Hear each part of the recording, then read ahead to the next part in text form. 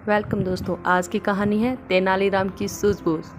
तेनालीराम राजा कृष्णदेव राय के दरबार में एक खास जगह रखता था, इसीलिए अन्य दरबारी उनसे ईर्ष्या रखते थे और तरह तरह के इल्ज़ाम लगाकर उसे दंडित करने का प्रयास करते थे।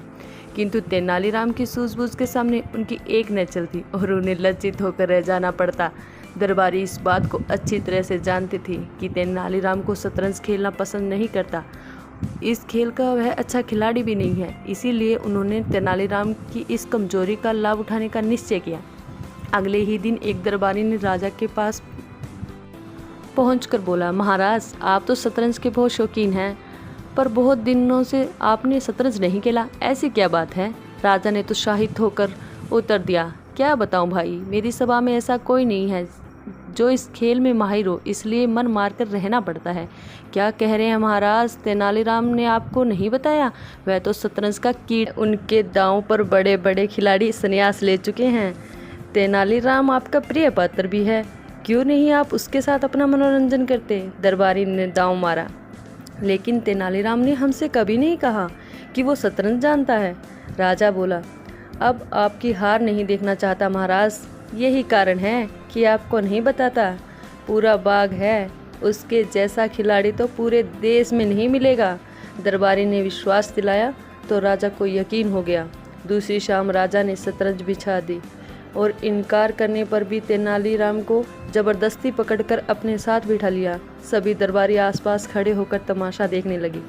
बोले, तेनालीराम जी, आप तो शतरंज के चतुर खिलाड़ी हो और फिर महाराज के साथ खेल रहे हो। ऐसा शुभ अवसर किसको मिलता है? खूब मन लगाकर खेलो।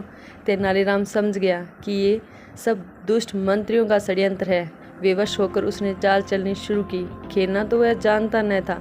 थोड़ी ही देर में बाजी हार गया। दरबारियों ने ठहाका लगाकर उसकी हंसी उड़ाई और बोले, तेनालीराम, सब कुछ जानते हुए भी क्यों मूर्खता करते हो? महाराज जैसे खिलाड़ियों को इस तरह खेल में मज़ा नहीं आएगा। जरा जम कर खेलो। चाहो तो महाराज से इनाम ले लेना, पर खेल का मज़ा किरकिरा ना करो। दरबारियों की बात सुनकर महाराज को लगा कि तेनालीराम मन से मस्करी कर रहा है। राजा को क्रोध आ गया और वह तेनालीराम से बोले, यदि तुमने मन लगाकर नहीं खेला तो मैं तुम्हें दंड दूंगा। तेनालीराम ने मन ही मन सोचा, बुरे फंसे। बोला, महाराज, वास्तव में मुझे खेल का पूरा ज्ञान नहीं है, मैं कुछ नहीं जानता।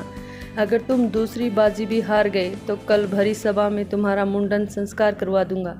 अब सोच लो तुम्हें क्या करना है। राजा क्रोधित होकर बोले।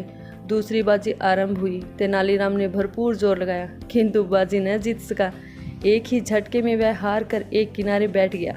राजा बोले, तेनालीराम, तुमने हमें खूब चुकाया है, इसका बदला हम कल चुकाएंगे, कहकर वहीं खेल समाप्त कर दिया। तेनालीराम के चेहरे पर उदासी छा गई, जबकि सभी दरबारियों के चेहरे पर प्रसन्नता से खिल उठे। आज पहली बार तेनालीराम के प्रति उनका षड्यंत्र सफल होने जा रहा था। अगले दिन दरबार लगते ही राजा ने नाई को बुलवाया और आदेश दिया कि तेनालीराम के पूरे सर के बाल उस तरह से मोड़ दें। नाई सकपका गया, इतने बड़े आदमी का सर कैसे मोड़ दें? राजा की आज्ञा को टाला नहीं जा सकता था। वह बैठकर अपना उस्तरा तेज करने लगा। तेनालीराम ने राजा से कहा, महाराज, एक निवेदन करना चाहता हूँ। हाँ हाँ, कहो, क्या कहना है? मैंने इन बालों पर 5000 असरफियाँ उधार ले रखी हैं। जब तक ये कर्ज मैं नहीं चुकाता तब तक इन बालों पर मेरा अधिकार नहीं है। राजा ने तुरंत आज्ञा दी कि तेनालीराम को 5000 असरफियाँ दी जाए। मंत्री ने असरफियाँ तेनालीराम के घर भिजवा दी। अब तो तेनालीराम को नाई के आगे बैठना ही पड़ा। नाई ने जैसे ही सर की ओर उस्तरा बढ़ाया, तेनालीराम ने उसे रोक लिया और धीरे धीरे मंत्रों का उच्चारण करने लगा। उसकी ये क्रिया देख राजा आश्चर्यचकित हुआ।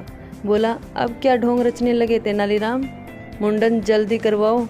तेनालीराम बोला, महाराज, हमारे यहाँ सर का मुंडन माता पिता के स्वर्ग सिधारने पर ही किया जाता है। अब मेरे माता पिता दोनों ही स्वर्ग सिधार चुके हैं, अब तो आप ही मेरे माता पिता हैं। आपका कोई अनिष्ट न हो, इसलिए प्रभु से प्रार्थना कर रहा हूँ। अपने अनिष्ट की बात सुनते ही राजा घबरा उठा। बोला, अरे, ये तो मैंने सोचा ही नहीं था। आपको मुंडन कराने की ज़रूरत नहीं है, मैं अपने आदेश को वापस लेता हूँ। राजा का इतना कहना था कि दरबारियों के ऊपर घड़ों पानी पड़ गया। तेनालीराम ने 5000 असरफियाँ भी मार ली और मुंडन कराने से भी बच गया। शतरंज में मात खाकर भी उसने अपने विरोधियों को ऐसी मात दी कि उन्हें बहुत लज्जित होना पड़ा और हर बार की तरह इस बार भी तेनालीराम उनके रचाए षड्यंत्र को नाकाम कर देते हैं। अगर आपको कहानी सुनना पसंद है तो आप हमारे चैनल को लाइक, सब्सक्राइब और शेयर कर सकते हैं। Thank you.